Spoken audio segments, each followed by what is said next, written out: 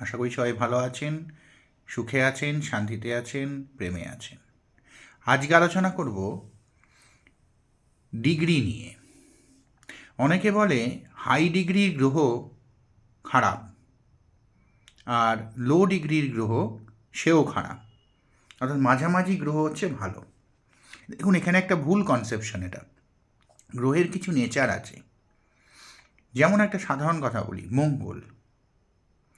মঙ্গল গ্রহ হচ্ছে মিডিয়াম ভালো, অর্থাৎ কিনা 10 থেকে আপ টু 18-20 অবধি ভালো। 20-তে না যাওয়াই ভালো, 18-19-এর মধ্যে থাকা ভালো।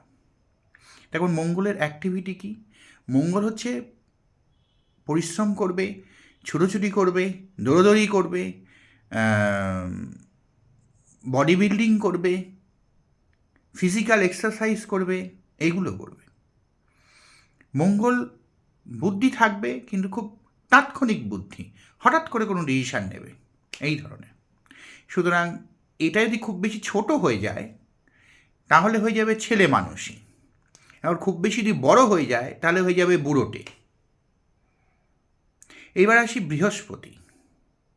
20 থেকে 27-এর মধ্যে ভালো। বৃহস্পতি অনেকে বলে বাচ্চা ভালো, কিন্তু এটা ঠিক নয়। বৃহস্পতি জ্ঞানের দেবতা, জ্ঞানের গ্রহ। বৃহস্পতি গুরু হিসেবে গুরু গ্রহ, সব দেবতাদের গুরু। বৃহস্পতি ম্যাচুরিটি দেখায়, ম্যাচুরিটির ওপর বৃহস্পতি নির্ভর করে, অর্থাৎ কোনো ব্যক্তির ম্যাচুরিটি বৃহস্পতির ওপর নির্ভর করে। সেটা যদি 10, 12, 15 এসব যদি থাকে, বা 4, 3, 2 এসব যদি থাকে, তাহলে সেক্ষেত্রে অবশ্যই সে বৃহস্পতি ইম্যাচিওর। আপনার ম্যাচুরিটি সারা জীবনেও আসবে না। যার বৃহস্পতি 3, 4-এ রয়েছে, সে সারা জীবন বালক সুলভ, এমনকি 60-70 বছর বয়সেও। একটা বয়সের পর মানুষের ম্যাচুরিটি প্রয়োজন হয়। বিশেষ করে বাড়ির যারা প্রধান কর্তা বা কর্ত্রী আছেন, তাদের ম্যাচুরিটির প্রয়োজন হয়। অনেক রকম ডিসিশন এমন নিতে হয় যেগুলো ম্যাচিওর লোকই নিতে পারে, সেখানে সমস্যা হবে।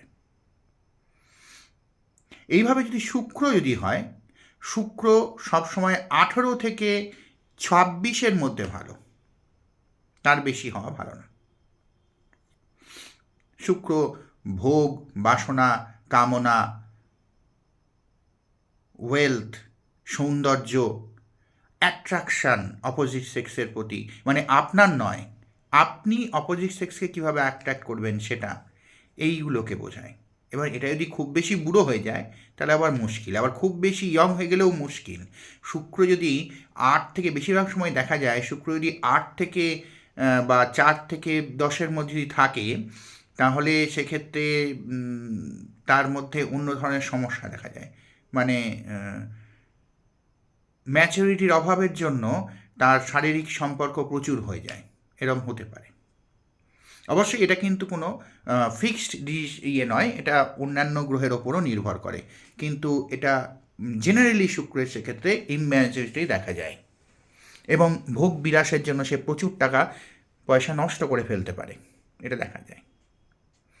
এবার আসি, আপনার ধরুন ভাগ্যস্থানে কোনো গ্রহ বসে আছে, নবমপতি, দশমপতি, লগ্নাধীশ, বা ধরুন এই ধরনের, এরা যদি লো ডিগ্রির যদি হয়, আর যদি হাই ডিগ্রির হয়, তাহলে কি তফাৎ দেখা যায়। গ্রহ হিসেবে তো বললাম যে কিছু কিছু গ্রহের লো ডিগ্রি ভালো, কিছু কিছু গ্রহের হাই ডিগ্রি ভালো। এবার যেমন ধরুন লো ডিগ্রিটা একবারে বলিনি, চন্দ্র যদি লো ডিগ্রির হয় তাহলে কিন্তু ভালো। তাহলে আপনার মনটা না খুব বেশি সবুজ থাকবে, সতেজ থাকবে, বার্ধক্য আপনার মনের মধ্যে চট করে আসবে না। এই জন্য চন্দ্র একটু লো ডিগ্রির ভালো। আচ্ছা, যাই হোক, এইবারে ধরুন এই নবমপতি, দশম, যেসব গ্রহগুলো, এই যেগুলো ভাগ্য এনে দেয়, যেগুলো আপনার রোজগার এনে দেবে বাংলা কথায়, সেই সব গ্রহগুলো যদি লো ডিগ্রি হয়, ধরুন একেবারে লো ভালো না সেগুলো, প্রথম কথা, কিন্তু ধরুন দেখা গেল 10 থেকে 18-র মধ্যে রয়েছে, তাহলে আপনি অল্প বয়সে সফলতা পাবেন, অর্থনৈতিক সফলতা পাবেন। এগুলো তো অর্থের জায়গায় বললাম, নবমপতি, ভাগ্য, অর্থ, এইসব। নবমপতি, দশমপতি, অনেক সময় অষ্টমপতিও হঠাৎ করে টাকা দেয়, এইগুলো ঠিক আছে। এইবার বলি, সঙ্গে সঙ্গে আবার এটাও ঠিক যে যদি একটু হাই ডিগ্রির হয় তাহলে সেটা বয়সে গিয়ে আফটার 40 উন্নতি দেখা যায়।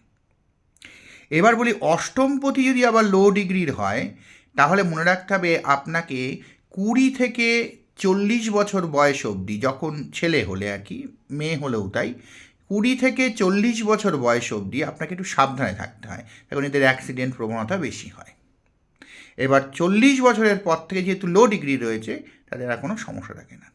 এবার অষ্টমপতি যদি হাই ডিগ্রির হয়, ঠিক উল্টো। এখন অষ্টম ঘর থেকে তো আমরা আয়ু দেখি, অষ্টমপতি যদি হাই ডিগ্রি হয় ঠিক উল্টো হয়ে যাবে, উল্টো দিকটা দেখতে হবে।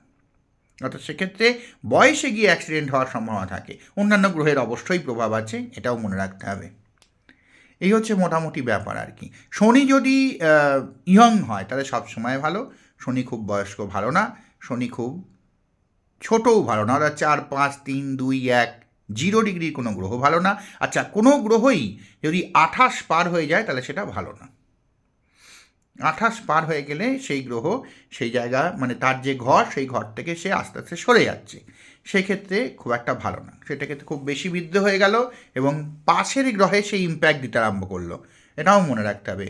যদি ধরুন আপনার একাদশে ধরুন সূর্য আছে, একটা খুব ভালো কথা বলি, একাদশে ধরুন সূর্য রয়েছে, একাদশে সূর্য রয়েছে, সে ধরুন 28 ডিগ্রি হয়ে গিয়েছে, তাহলে সেক্ষেত্রে কিন্তু দ্বাদশে ফলও সে দেবে, দ্বাদশে সূর্য থাকার ফলও দেবে। এরকমভাবেই সবগুলোর ক্ষেত্রেই একইভাবে ধরে নেওয়া যেতে পারে। সব গ্রহের ক্ষেত্রে সবার ক্ষেত্রেই যখনই সেটা 28 পার হয়ে যাচ্ছে, 28 ধরে নিচ্ছে বা 28 পার হয়ে যাচ্ছে, তখনই সেই গ্রহ পাশের ঘরের ফলও দেবে। ভালো থাকবেন সবাই। জয় নিতাই, জয় গো।